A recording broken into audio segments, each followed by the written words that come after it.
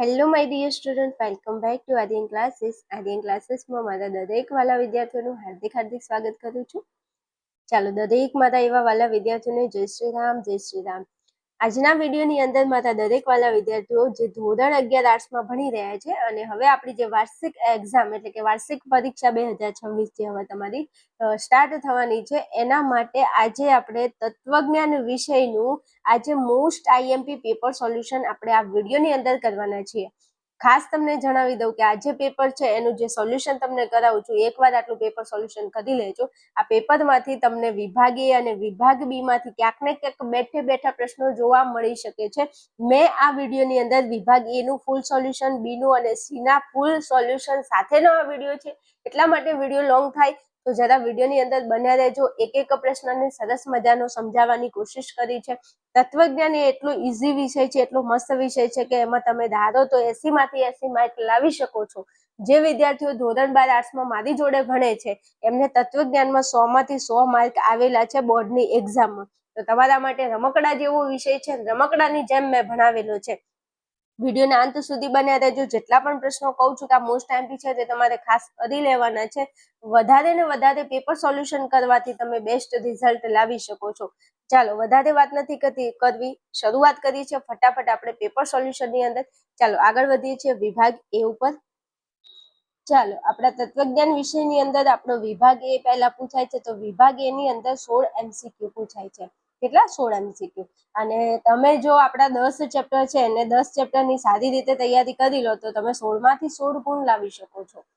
દરેક વિદ્યાર્થીને જણાવી દઉં કે જો તમારે વિભાગ એના મોસ્ટ આઈએમપી MCQ નો વિડીયો જોઈએ છે તો આ વિડીયોની નીચે ડિસ્ક્રિપ્શનમાં લિંક આપું છું, ત્યાં જઈ અને તમે વિભાગ એના મોસ્ટ આઈએમપી MCQ જોઈ શકો છો.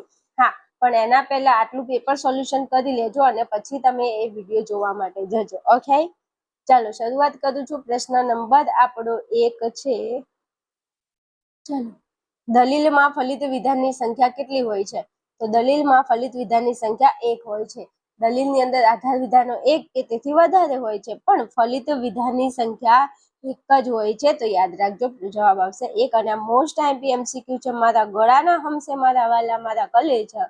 આ પ્રશ્નને તમે તૈયાર કરી લેજો, મોસ્ટ આઈએમપી છે. ચાલો, પછી પ્રશ્ન નંબર આપણો 2 છે. તર્કશાસ્ત્રના પિતા કોણ ગણાય છે? આવો પ્રશ્ન આપણને નો આવડે, તત્વજ્ઞાનનો હે ભાઈ, આવડવો જ જોઈએ. તર્કશાસ્ત્રના પિતા તરીકે એરિસ્ટોટલ કોણ ગણાય છે? એરિસ્ટોટલને તત્વજ્ઞાનના તર્કશાસ્ત્રના પિતા તરીકે માનવામાં આવે છે. ચાલો, પછી પ્રશ્ન નંબર આપણો 3 છે.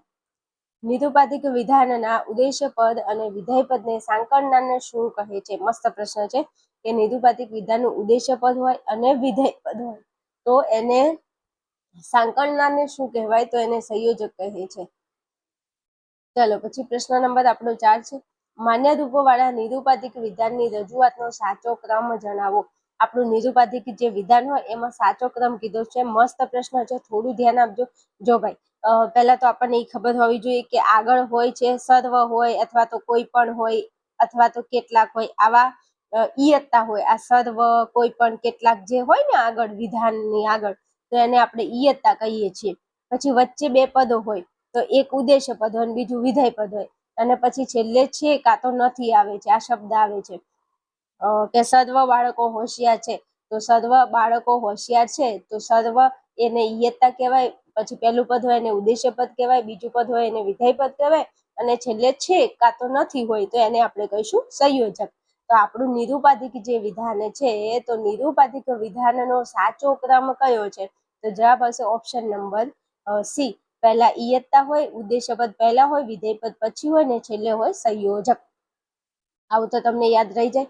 અને મોસ્ટ આઈએમપી પ્રશ્ન છે, તૈયાર કરી લેજો, પછી કહેતા નહીં કે કીધું નહોતું. ઓકે, ચાલો આગળ વધું છું. પ્રશ્ન નંબર આપણો 5 છે. સમાન પદ ધરાવતા 2 એકદેશી વિધાનો વચ્ચે કેવા પ્રકારનો વિરોધ છે? શું કીધું છે? કે સમાન પદ ધરાવતા 2 એકદેશી વિધાનો, દેશી દેશી દેશી ના કરે ઓ છોકરી, દેશી ના તાલે આખી દુનિયા ડોલે છે. સોની મોની ભણવાનું કરતા દેશીમાં તમે ભણતા નથી, હે ને? હા, તો એનો જવાબ આપણો આવશે ઉપવિરોધ. સમાન પદ ધરાવતા 2 એકદેશી વિધાનો વચ્ચે કેવા પ્રકારનો દોષ હોય છે? તો ઉપવિરોધ હોય છે. ચાલો આગળ વધુ પ્રશ્નમાં. પહેલા દરેક મારા વાલા વિદ્યાર્થીઓ છે હાલ મારી યુટ્યુબ ચેનલમાં ભણી રહ્યા છે, તો તમે જો ચેનલમાં નવા હોય તો ફટાફટ ચેનલને સબસ્ક્રાઇબ કરી લેજો, કારણ કે તમારું ધોરણ 11 ને લગતા જેટલા પણ વિષય છે દરેક વિષયના મોસ્ટ આઈએમપી પેપર સોલ્યુશન તમને આપણી ચેનલમાં મળી જશે. આઈએમપી પણ તમને આપણી ચેનલની અંદર મળી જવાના છે. અને ધોરણ 12ની સંપૂર્ણ તૈયારી, ધોરણ 12 આર્ટ્સની સંપૂર્ણ તૈયારી તમને આપણી ચેનલ, આપણા એપ્લિકેશનમાંથી મળી જવાની છે. તો ચેનલને ખાસ સબસ્ક્રાઇબ કરીને રાખી લેજો. ગુજરાતની નંબર 1 ચેનલ ઉપર તમે ભણી રહ્યા છો મારા વાલાઓ, એટલે કેવું ન પડે હો. ચાલો, પ્રશ્ન નંબર 6 છે આપણો, કેવા પ્રકારના વિધાનનું પરિવર્તન શક્ય નથી? તો ન વિધાનનું પરિવર્તન શક્ય નથી. કેવા પ્રકારના વિધાનનું પરિવર્તન શક્ય નથી? ન વિધાનનું પરિવર્તન શક્ય નથી. ચાલો, પછી પ્રશ્ન નંબર 7 છે, જોતો અને તો જ સત્યતા ફલનલક્ષી કારક કયા પ્રકારના સંયુક્ત વિધાન માટે વપરાય છે? જોતો અને તો જ, આ તમને શબ્દ જૂથ આપ્યું છે અને કારક પૂછ્યું છે, કયા કારકનું શબ્દ જૂથ છે? તો તમને ખબર હોવી જોઈએ કે અહીંયા આપણો જવાબ આવશે દ્વિશરતી વિધાન. કયું વિધાન? દ્વિશરતી વિધાન. શું કરે છે? કાંઈ નહીં, ખાલી જોતો તો જ. શું? જોતો તો જ. તો જવાબ આવશે દ્વિશરતી વિધાન. જોતો પૂછે તો આવશે શરતી, પણ અહીંયા જોતો અને તો જ, તો દ્વિશરતી. શરતીમાં ખાલી જોતો, શરતી મારી સામે જોત ઈ ના પાડે, મારે હાલ નથી જોવું. દ્વિશરતી કે તો જોતો અને તો જ. ચાલો, પછી પ્રશ્ન નંબર આપણો 8 છે, આજે રજા નથી, આ સંયુક્ત વિધાનની પ્રાતિક રજૂઆત કઈ રીતે થઈ શકે છે? તો આજે રજા નથી, આજે રજા, એના માટે આપણે પી મૂકી દઈએ અને નથી માટે આપણે નિષેધ મૂકીએ. નિષેધનો નિયમ છે એ ક્યારે પાછળ ન લાગે, ઈ આગળ લાગે. કેમ? નિષેધ પાછળ રહે ને તો કે મને બીક લાગી છે, મને પાછળ નહીં રાખવાનું, મને આગળ જ મૂકવાનું. તો નિષેધ આગળ આવે, તો નિષેધ પી કરીને કોઈ ઓપ્શન હોય તો જોઈ લો. તો આ રહ્યું આપણું નિષેધ પી. જો નિષેધ પાછળ ન લાગે, નિષેધ આગળ લાગે, ડબલ નિષેધ તો આવે જ નહીં. એકલો પી એ ન આવે, એકલો પી આવે ત્યાં નથી ક્યાં જશે? એટલે આપણો જવાબ આવશે નિષેધ પી. આવી તમને કોઈ પણ રજૂઆત આપે, પ્રાતિક રજૂઆતમાં કાંઈ અઘરું નથી. ABCD ના કેપિટલ અક્ષરો લખી દેવાના, જે વિધાન આપ્યું હોય એની જગ્યાએ તમે એ થી લઈ અને ઝેડ સુધીના કોઈ પણ કેપિટલ અક્ષરને મૂકી શકો છો. અને જે તમને કારકનું શબ્દ જૂથ આપ્યું હોય તો એનું તમારે પ્રતીક લખવાનું છે, બસ એટલું જ તે. ચાલો, પછી પ્રશ્ન નંબર આપણો 9 છે, નિષેધ પી શરતી ક્યુ ના સત્યતા કોષ્ટકમાં કેટલી હરોળો રચાય છે? તો નિષેધ પી શરતી ક્યુ ના સત્યતા કોષ્ટકમાં કેટલી હરોળ? તો જવાબ આવશે 4 હરોળ. કેવી રીતે 4? તો અહીંયા પી વિધાન અને ક્યુ વિધાન, બે વિધાન હોય તો આડી લાઈન કેટલી આવે? 4. આડી લાઈન એટલે કે હરોળ, વરોળ નહીં હો, હરોળ 4 આવે. જો એક સાદું વિધાન હોય તો હરોળ કેટલી આવે? 2 આવે. બે સાદા વિધાન હોય તો હરોળ કેટલી આવે? 4 આવે. 3 સાદા વિધાન હોય તો હરોળ કેટલી આવે? 8 આવે. અને 4 સાદા વિધાન હોય તો હરોળ 16 આવે. આવી રીતે યાદ રાખવાનું છે. અહીંયા 1 2 3 4 એમ આગળ વધવાનું. 1 2 3, 1 2 3 4 આગળ વધવાનું ને અહીંયા 2 દુના 4, 4 દુના 8, 8 દુના 16. એવી રીતે તમારે હરોળમાં આગળ વધવાનું થાય. આ 4 માંથી કોઈ પણ પ્રશ્ન તમને પૂછાય, તમારે ધ્યાનમાં રાખવાનો છે. ઓકે, ચાલો આગળ વધુ. 10મો પ્રશ્ન, શાસ્ત્રો કે વિજ્ઞાનની રાણી કોને કહેવામાં આવે છે? ઓહો, રાજાની રાણી છે તત્વજ્ઞાન. આ તો આપણને આવડવું જોઈએ ને. આવું તો કે શાસ્ત્રો કે વિજ્ઞાનની રાણી કોને કહેવામાં આવે છે? તત્વજ્ઞાનને કહેવામાં આવે છે. ચલો, પછી પ્રશ્ન નંબર આપણો 11 છે, સત્યને પામવા માટે પાશ્ચાત્ય દર્શનનું દ્રષ્ટિબિંદુ કેવું છે? જવાબ આવશે વૈચારિક. ચલો, 12મો, પિત્તળના ઘડાનું ઉત્પાદન કારણ શું છે? તો પિત્તળના ઘડાનું ઉત્પાદન કારણ પિત્તળ છે. શું છે? પિત્તળ છે. ચલો, પછી પ્રશ્ન નંબર આપણો 13 છે, ઊંચા સ્વરે પ્રાર્થના ગાવી એ કયા પ્રકારનું કર્મ છે? ઊંચા સ્વરે પ્રાર્થના ગાવી એ કયા પ્રકારનું કર્મ છે? તો જવાબ આવશે વાચિક કર્મ છે. કેવું છે? વાચિક કર્મ છે.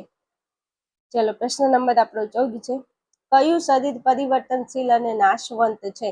તો આપણું સ્થૂળ શરીર જે છે એ પરિવર્તનશીલ છે અને નાશવંત છે. ચાલો, પછી આગળ વધુ. પ્રશ્ન નંબર 15માં, જીવાત્માની આત્યંતિક દુઃખ નિવૃત્તિ અને પરમ આનંદની શાશ્વત અનુભૂતિ એટલે શું? તો ત્યાં આપણો જવાબ આવશે મોક્ષ. મોક્ષ. હા, જીવન અને મરણમાંથી છુટકારો મેળવવો હોય તો મોક્ષની પ્રાપ્તિ કરવી જોઈએ, એવું કહેવાય છે આપણા હિન્દુ ધર્મમાં. ચલો, પછી પ્રશ્ન નંબર આપણો 16 છે, ઈશ્વર જગતમાં અંતર્યામીપણે રહેલો છે. આ મત કોનો છે? આ મત છે સર્વેશ્વરવાદનો. કોનો છે? સર્વેશ્વરવાદનો છે. ચલો અહીંયા તમારા 16 MCQ મસ્ત પૂરા કર્યા છે. પેપર એકદમ ઈઝી હોય છે મારા વાલા, કેવું ન પડે. સારી તૈયારી કરો ને તો 80 માંથી 80 માર્ક તમે લાવી શકો છો. તત્વજ્ઞાનની અંદર મારી જોડે ભણતા વિદ્યાર્થીઓને 100 માંથી 100 માર્ક આવે છે ધોરણ 12 માં. ચાલો તેથી આગળ વધવું છે. હવે જે મારા વાલા વિદ્યાર્થીઓ હાલ તમે 11મા ધોરણમાં છો અને હવે 11મું જેવું તમારું પૂરું થાય એટલે તમે ધોરણ 12માં આવવાના છો, રાઈટ? તો કે હા. હવે ધોરણ 12માં આવશો તો ધોરણ 12માં તમારે બોર્ડની એક્ઝામ આપવાની થશે. તો કે હા બેન, અમારે બોર્ડની એક્ઝામ આવશે. તો તમારે આવનારી તમારી 2027ની જે બોર્ડની પરીક્ષા છે, તો આ બોર્ડની પરીક્ષાની અંદર તમારે ટોપ મારવા માટે, તમારે દરેક વિષયમાં 90+ માર્ક લાવવા માટે અથવા સારી ટકાવારી અથવા તમારે પાસ થવા માટે શું કરવાનું છે? તો દરેક વિદ્યાર્થીને ખાસ જણાવી દઉં, વિદ્યાર્થીઓ, કે તમારે જો ટોપર બનવું હોય તો ટોપર બનવા માટે આપણા આર્યન ક્લાસીસ નામનું આપણું એપ્લિકેશન છે અને આપણા એપ્લિકેશનમાં રામબાણ ટોપર બેચ 2027 બોર્ડની એક્ઝામને ધ્યાનમાં રાખી અને તમારી એક બેચ ચાલુ થઈ ગઈ છે. તમે વિદ્યાર્થીઓ આપણી બેચમાં જોઈન થઈ શકો છો. જણાવી દઉં, બેચનું નામ છે રામબાણ ટોપર બેચ. આ બેચની અંદર તમને કેટલા સબ્જેક્ટ મળે છે? તો ટોટલ 8 વિષય. આપણા ધોરણ 12 આર્ટ્સની અંદર જેટલા વિષય આવે છે એમાંથી તમને 8 વિષય આપણી બેચમાંથી મળી જવાના છે. તમારે આના માટે શું કરવાનું છે? કાંઈ વધારે નથી કરવાનું. તમારે ફટાફટ પ્લે સ્ટોરમાં જવાનું છે અને પ્લે સ્ટોરમાં જઈ અને તમારે આર્યન ક્લાસીસ નામનું આપણું એપ્લિકેશન છે એને પહેલા ડાઉનલોડ કરી લેવાનું છે. આપણા એપ્લિકેશનની અંદર આપણી એક સરસ મજાની ધોરણ 12 આર્ટ્સની બેચ છે જેનું નામ છે રામબાણ બેચ. આ બેચની અંદર તમને 8 વિષય મળે છે અને આ બેચની પ્રાઇસ માત્ર ને માત્ર 3,999 રૂપિયા છે. આમ જોવા જઈએ તો આની પ્રાઇસ છે 8,000 રૂપિયા અને તમને ઓફર પ્રાઇસની અંદર 4,000ની અંદર આખો કોર્સ મળી જશે. આ કોર્સની અંદર તમને 8 વિષયો, કેટલા? 8 વિષયો મળી જશે. કયા કયા વિષયો છે? તો 4 આપણી ભાષા છે અને 4 વિષય બીજા છે, જેમ કે તત્વજ્ઞાન છે, મનોવિજ્ઞાન, ભૂગોળ, સમાજશાસ્ત્ર, ગુજરાતી, હિન્દી, સંસ્કૃત અને ઇંગ્લિશ. આ 8 વિષયો તમને આપણી બેચની અંદર મળી જવાના છે. આને લગતી તમારે વધારે કોઈ ઇન્ફોર્મેશન જોઈએ છે તો એના માટે હું તમને મારો કોન્ટેક્ટ નંબર આપું છું. અહીંયા તમને આ કોન્ટેક્ટ નંબર આપેલો છે. અહીંયા તમારે મને ફોન મેસેજ કરી અને તમે વધારે માહિતી આ બેચને લગતી મેળવી શકો છો. બેચમાં જોઈન થઈ શકો છો. વિશ્વાસની કાંઈ વધારે વાત નથી કરતી. વિશ્વાસ માટે તમારે આપણી ચેનલમાં જાઓ, એમાં પોસ્ટના ઓપ્શનમાં જાઓ અને ત્યાં જઈ અને તમે વિદ્યાર્થીઓની કોમેન્ટ જોઈ શકો છો, એમના રિવ્યૂ તમે જોઈ શકો છો. મારો કોઈ પણ વિડીયો તમે ખોલીને જોઈ લેજો તો એમાં મારા દરેક વિદ્યાર્થીઓની કંઈક ના કંઈક એવી કોમેન્ટ હશે કે જેનાથી તમને મારા ઉપર એક આત્મવિશ્વાસ અને મારા ઉપર એક ભરોસો, એક વિશ્વાસ તમને આવી જશે કે નહીં, જોડાવું છે તો આર્યન ક્લાસીસમાં જ જોડાવું છે અને ભણવું છે તો આર્યન ક્લાસીસમાં જ ભણવું છે. બીજે તમને કોઈ જગ્યાએ ભણવાની મજા પણ નહીં આવે. ઓકે, ચાલો આગળ વધીએ. હવે કોઈ વિદ્યાર્થી એવો છે કે બેન અમારે આખી બેચમાં જોઈન નથી થવું, બધા વિષય અમારી જરૂર નથી, મારે તો ખાલી તત્વજ્ઞાન વિષય જ ભણવો છે, કારણ કે મને તત્વજ્ઞાન જ અઘરું લાગે છે, બીજું કાંઈ નહીં, મને બધા વિષય આવડે, મને તત્વજ્ઞાન અઘરું લાગે છે. તો જો તમને તકલીફ છે માત્ર ને માત્ર તત્વજ્ઞાન વિષયમાં, તો તત્વજ્ઞાન વિષય તમારે અલગથી એકલો વિષય ખરીદવો છે. મતલબ બધા વિષય તમારે જરૂર નથી, ખાલી માત્ર ને માત્ર એકલું તત્વજ્ઞાન ખરીદીને ભણવું છે. તો આ તમારી જરૂરિયાતને ધ્યાનમાં રાખી અને વિદ્યાર્થીઓના ફોન મેસેજના લીધે આપણે આ પણ એક ઓપ્શન આપણા એપ્લિકેશનમાં આપીએ છીએ કે વિદ્યાર્થીઓને પૂરી બેચમાં જોઈન બધા વિષયની જરૂર નથી, તો તમે ખાલી આ એક વિષય એટલે કે તત્વજ્ઞાન વિષય ખરીદીને ભણી શકો છો. તત્વજ્ઞાન વિષયની પ્રાઇસ 999 રૂપિયા છે. તમને ચેપ્ટર 1 થી લઈ અને ચેપ્ટર 10 સુધીના મેં ચેપ્ટર ભણાવેલા છે તત્વજ્ઞાન વિષયમાં અને એક ચેપ્ટર એટલું ડીપમાં ભણાવેલું છે. ડેમો વિડીયો અવેલેબલ છે આપણા ચેનલમાં, ત્યાં જઈ અને તમે જોઈ શકો છો. ઓકે, ચાલો વધારે વાત નથી કરી, ફોન મેસેજ કરી લેજો વધારે ઇન્ફોર્મેશન માટે. ચાલો ટોપિકમાં આગળ વધીએ છીએ. ફટાફટ આપણે આવી ગયા છીએ આપણા ટોપિકમાં. ચાલો વિભાગ બી ની વાત કરવી છે તો વિભાગ બી નો પહેલા જ નંબરનો પ્રશ્ન છે 17મા નંબરનો. અમર્ત્ય સેન સુખી છે કારણ કે દરેક બુદ્ધિશાળી વ્યક્તિઓ સુખી હોય છે. આ દલીલમાં ફલિત વિધાન ઓળખાવો. ચલો દલીલની અંદર તમારે ખાલી ફલિત વિધાન ઓળખાવાનું છે અને ફલિત વિધાન ઓળખાવાનો તમને 1 માર્ક મળે છે.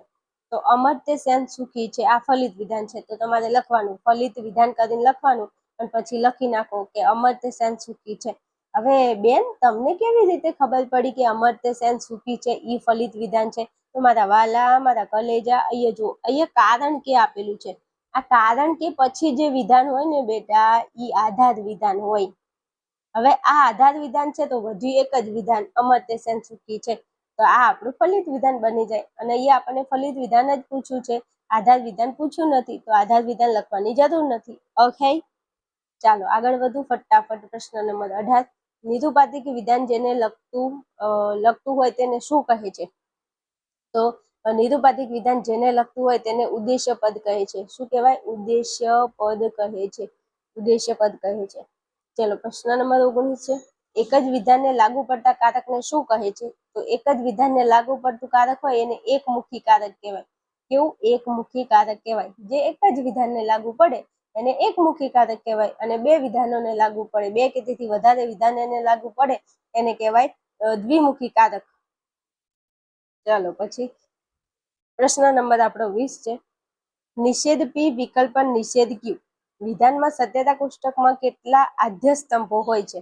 તો ભાઈ અહીંયા વિધાનો કેટલા છે? એક પી વિધાન છે ને ક્યુ વિધાન છે, તો 2 આદ્ય સ્તંભો આવે. કેટલા આદ્ય સ્તંભો? કેટલા આવે? 2. સાદા વિધાનો 2 છે, તો આદ્ય સ્તંભ કેટલા આવશે? 2 આવશે. ચલો પછી પ્રશ્ન નંબર 21, વૃક્ષ શાખા જેવા સંબંધ તત્વજ્ઞાનને કોની સાથે છે? તો વૃક્ષ શાખા જેવા સંબંધ તત્વજ્ઞાનને તર્કશાસ્ત્ર સાથે છે. કોની સાથે? તર્કશાસ્ત્ર સાથે છે. ચાલો પછી પ્રશ્ન નંબર આપણો 22 છે, શાસ્ત્ર શબ્દ કઈ બે ધાતુઓમાંથી નિષ્પન્ન થાય છે? શાસ્ત્ર શબ્દ કઈ બે ધાતુઓમાંથી નિષ્પન્ન થાય છે? તો એક તો જવાબ આવશે શાસ અને એક છે સંસ. શાસ અને સંસ. હવે આ સાસ એટલે આપણે ઘરમાં સાસ પીવાની હોય છે ઈ સાસની વાત નથી થતી હો. હા, એટલે તમે અહીંયા જરા ધ્યાન રાખજો, સાસ અને સંસ. ચલો પછી પ્રશ્ન નંબર 23 છે, પુરુષ કોના ભોગતા કે સાક્ષી છે? તો પુરુષ પ્રકૃતિની તમામ પ્રવૃત્તિ. પુરુષ કોના ભોગતા કે સાક્ષી છે? તો પુરુષ પ્રકૃતિની તમામ પ્રવૃત્તિઓના ભોગતા કે સાક્ષી છે. તૈયાર કરી લેજો, પછી મને કહેતા નહીં કે બેન તમે કીધું નહોતું હો. બેઠે બેઠા પ્રશ્નો પૂછાઈ શકે છે. હા, તમને કહી દઉં, તૈયાર કરી લેજો હો. ચલો 24માં, જન્મ મરણના ચક્રમાંથી મુક્ત થવાનો ઉપાય શું છે? તો જન્મ મરણના ચક્રમાંથી મુક્ત થવાનો ઉપાય છે કામના કે વાસનાનો ત્યાગ. તમારે જન્મ મરણના ચક્રમાંથી જો મુક્તિ મેળવવી છે તો કામના એટલે કે તમારી ઈચ્છાઓનો ત્યાગ કરો. તમારા અંદર જે વાસનાઓ છે આ વાસનાઓનું શું કરો? ત્યાગ કરો. તો જ તમે મોક્ષની પ્રાપ્તિ કરી શકો છો. અને આપણને ભગવાને કેમ અહીંયા મૂક્યા છે? મોક્ષની પ્રાપ્તિ માટે. પણ આપણે શું કરીએ છીએ? બસ નવી નવી ઈચ્છાઓ, આ લાવી દઉં, પેલું લાવી દઉં, આ કરું, તે કરું. પણ હવે મનુષ્ય છે આ બધું રહેવાનું. ચાલો આગળ વધવું છે વિભાગ સી ઉપર. ચલો દરેક મારા વાલા વિદ્યાર્થીઓ, તમને વિડીયો જરા હેલ્પફુલ લાગતો હોય ને તો જરા મને એક પ્યારી કોમેન્ટ કરજો. તમે જેવા પ્યારા છો ને એવી પ્યારી કોમેન્ટ કરી દેજો. તમારા માટે ખૂબ જ મહેનત કરી છે આ પેપર સોલ્યુશન માટે.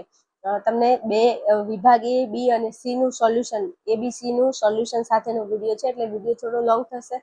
અને તમારા માટે ખૂબ મહેનત કરી છે, તો જરા મારી મહેનતની કદર કરજો અને સારી એવી કોમેન્ટ કરજો.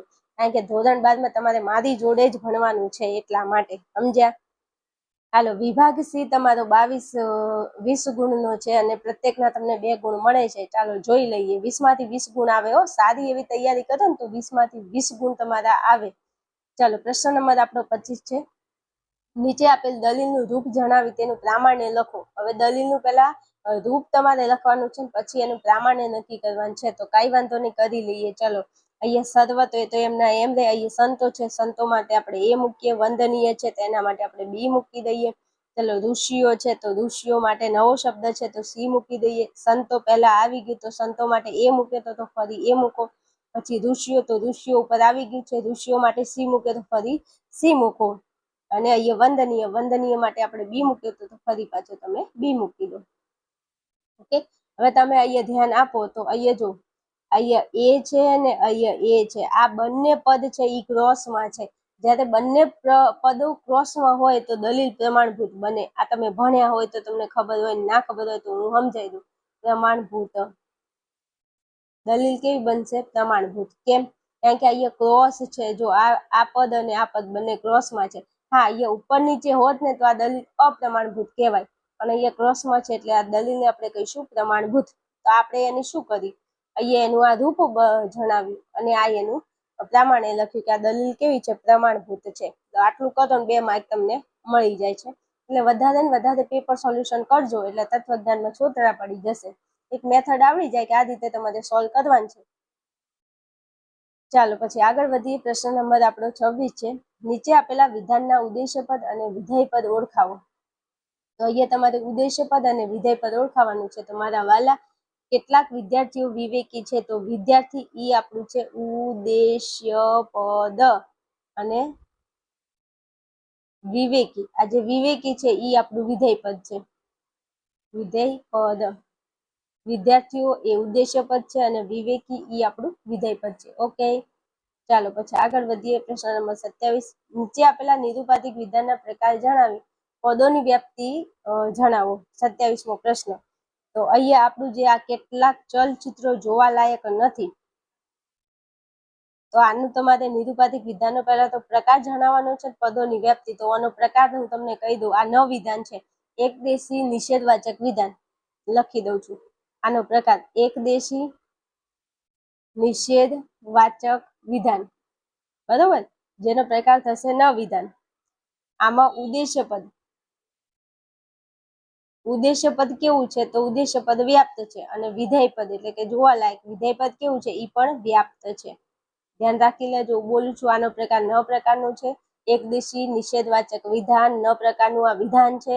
એનું ઉદ્દેશ્ય પદ વ્યાપ્ત છે અને વિધેય પદ પણ એનું વ્યાપ્ત છે.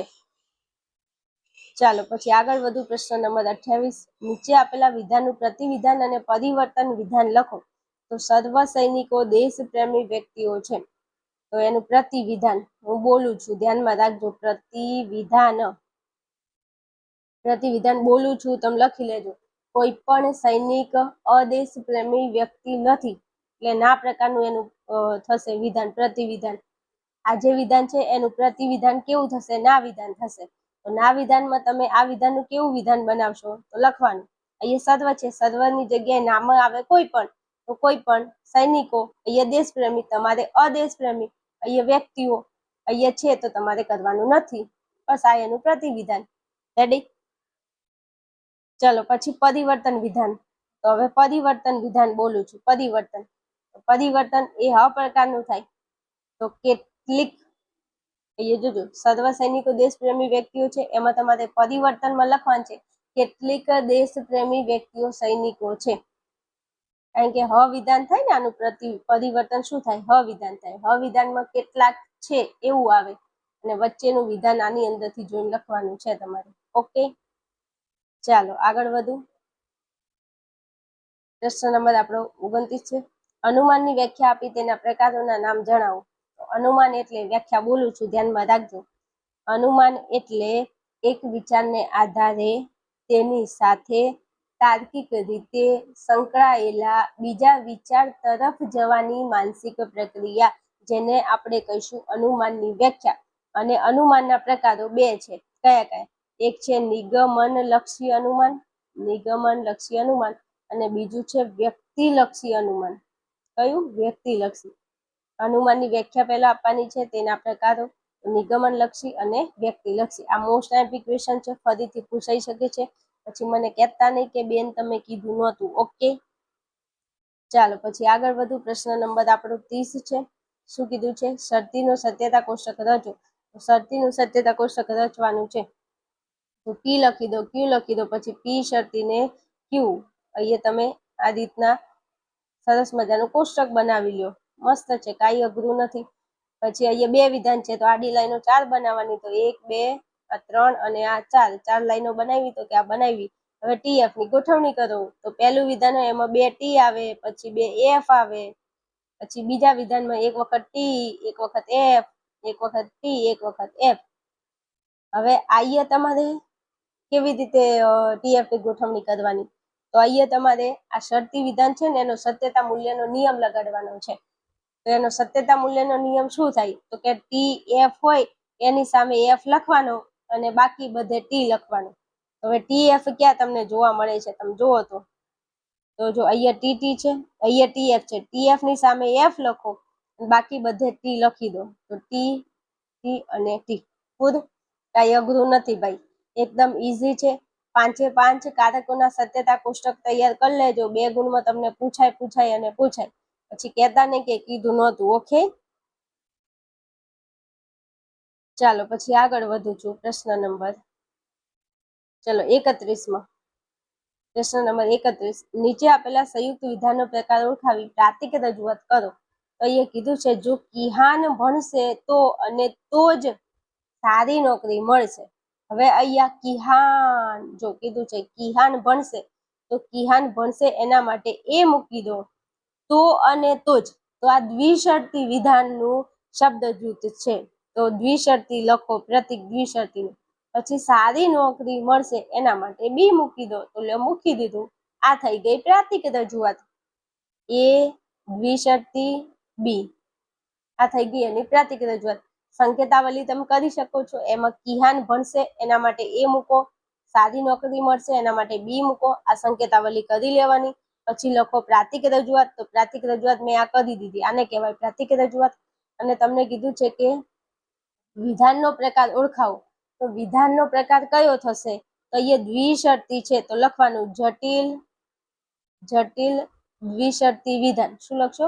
દ્વિશર્તી વિધાન. આનો પ્રકાર કયો છે? દ્વિશર્તી વિધાન લખજો. ચાલો પછી પ્રશ્ન નંબર 32 છે. દ્વિમુખી કારકો કેટલા છે અને કયા કયા? દ્વિમુખી કારકો કેટલા છે અને કયા કયા? તો આવો પ્રશ્ન ના આવડે ને તો તત્વજ્ઞાન ન ભણાય એવું કહેવા માંગુ છું. કારણ કે આખું તત્વજ્ઞાન આના ઉપર ટકેલું છે, કારકો ઉપર. ભાઈ કારકો 5 છે, એમાંથી 4 કારકો છે ઈ દ્વિમુખી કારકો છે. એક સમુચય છે, એક વિકલ્પન છે, શરતી અને દ્વિશર્તી. આ 4 કારકો છે ઈ દ્વિમુખી કારકો છે. આ 4 કારકો છે સમુચય, વિકલ્પન, શરતી, દ્વિશર્તી. એ દ્વિમુખી કારકો છે. અને એક નિષેધ છે. આ નિષેધ એ એકમુખી કારક છે. ઓકે, આવડે કે નહીં? એકદમ ઈઝી છે. ચાલો પછી આગળ વધુ. પ્રશ્ન નંબર આપણો 34 છે. મહર્ષિ પતંજલિએ ઓકે 33મો પ્રશ્ન થઈ ગયો, વાંધો નહીં. ચલો પ્રશ્ન નંબર 33 છે. નીચે આપેલા પ્રત્યેક વિધાનની સામે તેનો પ્રકાર દર્શાવ્યો છે તે મુજબ તમારે કૌંસ ઉમેરવાના છે. હવે કૌંસ ઉમેરવાનો પ્રશ્ન પૂછાય એટલે કોઈ ચિંતા કરવાની જરૂર નથી. શું કરશો? જો અહીંયા સમુચય વિધાન છે અને અહીંયા દ્વિશર્તી વિધાન છે. સમુચય કીધું છે એટલે સમુચય, આ આપણું સમુચય. સમુચયને બહાર રાખો અને કૌંસ કરો. તો સમુચયને બહાર કાઢો અને કૌંસ કરો. લો આ કૌંસ થઈ ગયો. અહીંયા દ્વિશર્તી છે તો આ દ્વિશર્તીને બહાર રાખીને કૌંસ કરો. તો આ દ્વિશર્તીને બહાર રાખીને કૌંસ, આ સમુચયને બહાર રાખીને કૌંસ, સમુચયને બહાર રાખીને કૌંસ. બસ લો વાત પૂરી. અહીંયા સમુચય કીધું છે, અહીંયા દ્વિશર્તી કીધું. કદાચ તમને નિષેધ આપે, કદાચ શરતી આપે, કદાચ વિકલ્પન આપે. તો જે કારક તમને અહીંયા કીધું હોય તમારે કૌંસમાં એ કારકને બહાર રાખી અને કૌંસ કરી લેવાનું. ક્લિયર? ખબર પડી કે નહીં? એકદમ ઈઝી છે. ચાલો પછી પ્રશ્ન નંબર આપણો 34 છે. મહર્ષિ પતંજલિએ દર્શાવેલ યોગના 8 પગથિયા જણાવો. 1000% મોસ્ટ આઈમ્પી ક્વેશ્ચન છે. પછી કહેતા નહીં કે કીધું નહોતું. મોસ્ટ આઈમ્પી છે. તો મહર્ષિ પતંજલિએ યોગના 8 અંગો અથવા પગથિયા કયા છે? યમ. પહેલા તો યમ, પછી નિયમ. હું બોલું છું. આસન. યમ, નિયમ, આસન. પ્રાણાયામ, પ્રત્યાહાર, ધારણા, ધ્યાન, સમાધિ. ઓકે, યમ, નિયમ, આસન, પ્રાણાયામ, પ્રત્યાહાર, ધારણા, ધ્યાન, સમાધિ. ઓકે, આ 8 અંગો છે, મોસ્ટ આઈમ્પી છે, પૂછાય છે. ચાલો પછી આગળ વધુ. પ્રશ્ન નંબર 35 છે. 5 ઘ્રાણેન્દ્રિયો કઈ છે? 5 ઘ્રાણેન્દ્રિયો કઈ છે? તો પહેલા તો નેત્રેન્દ્રિય, સ્વર્ણેન્દ્રિય, સ્પર્શેન્દ્રિય, ઘ્રાણેન્દ્રિય અને સ્વાદેન્દ્રિય. આપણી નેત્રેન્દ્રિય એટલે આંખો, સ્વર્ણેન્દ્રિય એટલે આપણા કાન, સ્પર્શેન્દ્રિય એટલે આપણી ચામડી, ઘાણેન્દ્રિય એટલે આપણું નાક અને સ્વાદેન્દ્રિય એટલે આપણી જીભ થાય. આ 5 ઇન્દ્રિયો આપણા શરીરમાં આવેલી છે. ચાલો પછી પ્રશ્ન નંબર આપણો 36 છે. વાચિક કર્મ કોને કહેવાય? તેના ઉદાહરણ લખો. હું બોલું છું, તમે ધ્યાનમાં રાખજો. મુખથી બોલવામાં આવેલી વાણીનું કર્મ એ વાચિક કર્મ છે. તમે મોઢેથી જે પણ વસ્તુ બોલો, વાણી આપણું બોલવાનું, વાણી એમ, એ કયું કર્મ? વાચિક કર્મ છે. દાખલા તરીકે ઊંચા સ્વરે તમે પરમાત્માની સ્તુતિ કે પ્રાર્થનાનું ગાન કરો છો, તો એ તત્વજ્ઞાન વિશે કોઈ તમે વ્યાખ્યા આપો છો, તો આને શું કહીશું આપણે? વાચિક કર્મ કહીશું, અને તેનું ઉદાહરણ.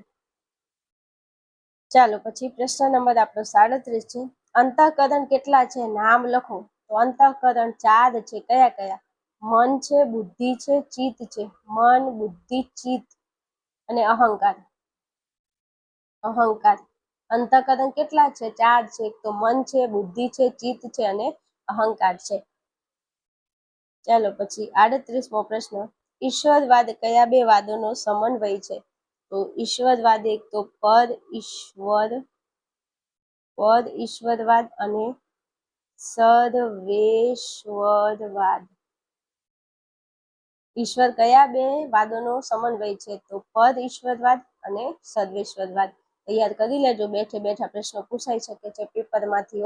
આ ગમે તે જિલ્લાના તમે જોતા હોય જિલ્લામાંથી, તો તમારા પેપરમાં પ્રશ્નો પૂછાઈ શકે છે, મારે કહેવું ન પડે, તૈયારી કરી લેજો.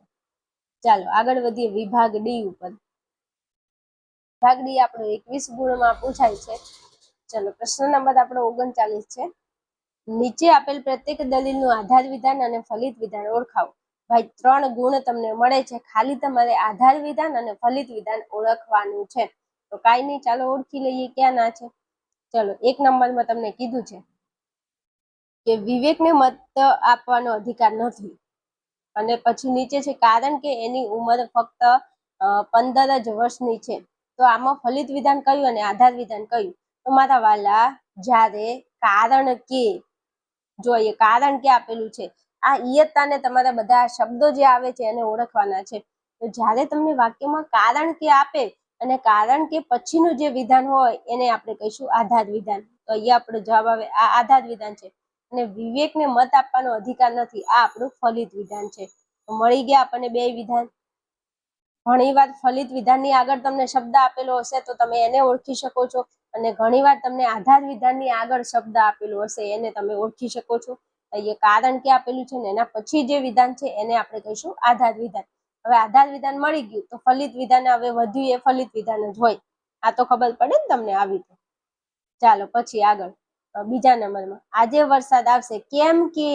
હવે જો અહીંયા કેમ કે, જો કારણ કે, કેમ કે આવે કે, તો એને એના પછીનું જે વિધાન હોય એને આપણે કહીશું આધાર વિધાન.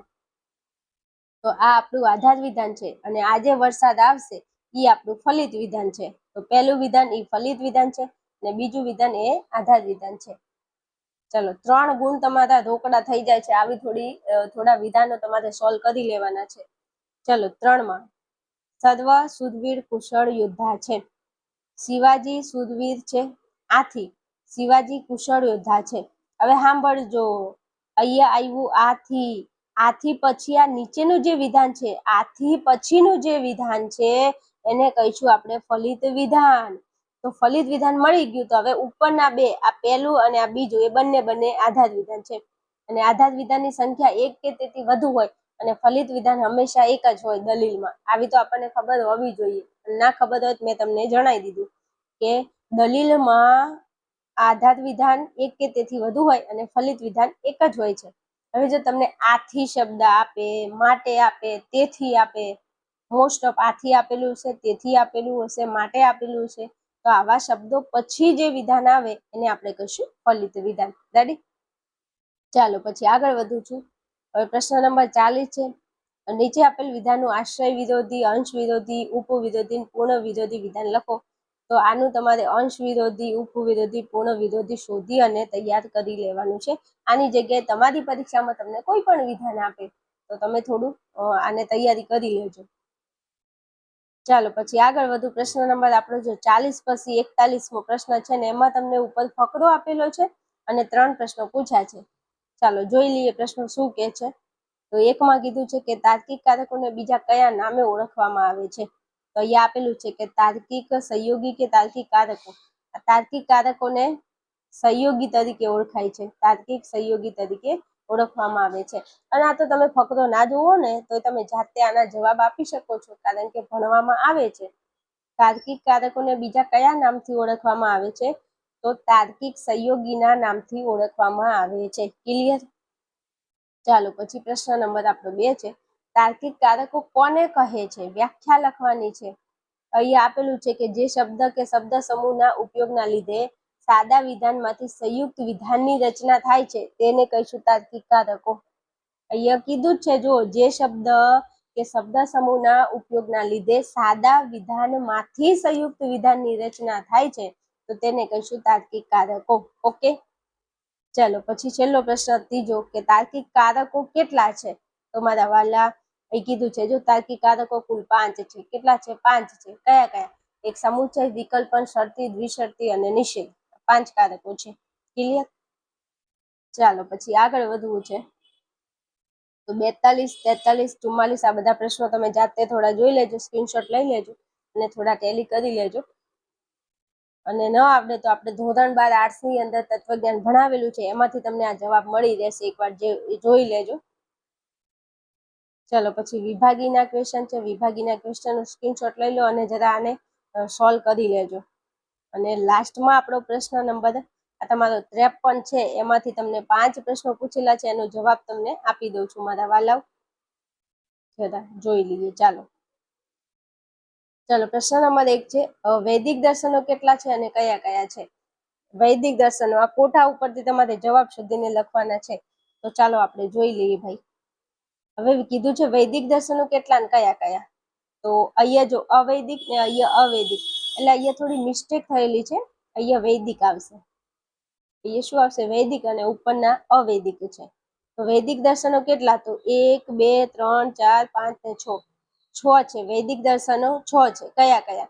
તો આ જે લખેલા છે એ બધા વૈદિક દર્શનો છે. તો લખી દેવાનું કે ન્યાય, વૈશેષિક, સાંખ્ય, યોગ, પૂર્વ મીમાંસા અને ઉત્તર મીમાંસા આ બધા વૈદિક દર્શનો છે. અંદર જોઈને જવાબ લખવાનો છે. તો થોડો આવો ફકરો સોલ્વ કરી લેવાનો. ચલો પછી બીજામાં કીધું છે અવૈદિક દર્શનો કેટલા છે અને કયા કયા છે? તો આ રહ્યા અવૈદિક દર્શનો ભાઈ 3 છે. 1, 2 અને 3 છે. કયા કયા છે? ચાર્વાક દર્શન, બૌદ્ધ દર્શન અને જૈન દર્શન. ચાલો પછી 3માં ન્યાય દર્શનના પ્રણેતા કોણ છે? ન્યાય દર્શનના પ્રણેતા કોણ છે? તો આ ન્યાય દર્શન અને એના પ્રણેતા છે ગૌતમ મુનિ. જવાબ આવશે ગૌતમ મુનિ. ચલો પ્રશ્ન 4માં કીધું છે પૂર્વ મીમાંસા દર્શન કેટલા પ્રમાણોને સ્વીકારે છે? તો આ પૂર્વ મીમાંસા છે તે પૂર્વ મીમાંસા એ 6 દર્શનોને 6 પ્રમાણોનો સ્વીકાર કરે છે. ફકરો જોઈને જવાબ લખવાનો છે કોઠામાંથી જ તે. ચલો પછી લાસ્ટમાં કીધું છે કે યોગ દર્શનના પ્રણેતા કોણ છે? તો ક્યાં છે યોગ દર્શન? આ રહ્યું મહર્ષિ પતંજલિ. જવાબ આવશે યોગ દર્શનના પ્રણેતા મહર્ષિ પતંજલિ આવશે. રેડી? ચાલો અહીંયા તમારું પેપર સોલ્યુશન સંપૂર્ણ પૂરું થાય છે. બહુ મહેનત કરી છે તમારા માટે અને સોલ્યુશન કર્યું છે પેપરનું. વિડીયો સારો લાગે, વિડીયો હેલ્પફુલ થાય તો જરા કમેન્ટ કરજો, વિડીયોને લાઈક કરજો, શેર કરજો અને ચેનલને ખાસ સબસ્ક્રાઇબ કરી લેજો. ધોરણ 11 ને લગતા તમામ વિષયના IMP ક્વેશ્ચન આપણી ચેનલમાં તમને મળી જશે. ચાલો મળીશું આપણે નેક્સ્ટ વિડીયોમાં.